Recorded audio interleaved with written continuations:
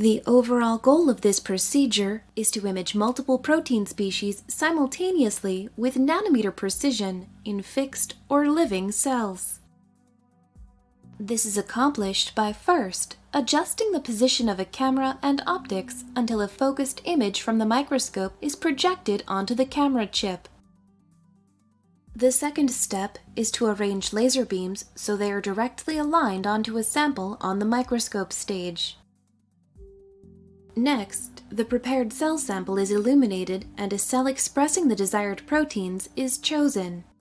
The final step is to image the cell with Fluorescence Photoactivation Localization Microscopy by illuminating the sample with lasers and then directing the cell fluorescence to the camera chip to acquire a data set.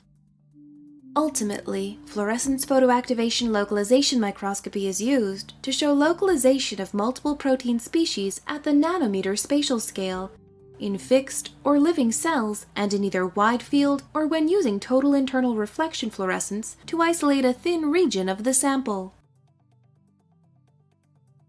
The main advantage of this technique over existing methods, such as confocal or electron microscopy, is that one can image multiple proteins simultaneously with nanometer resolution in fixed or living cells.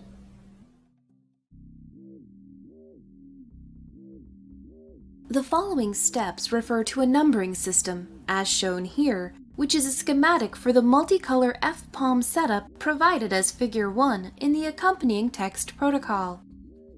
To align the microscope, begin by placing a calibration scale, or reticle, onto the microscope stage. With a 10x objective in place and the lamp set for transmitted light, center the reticle in the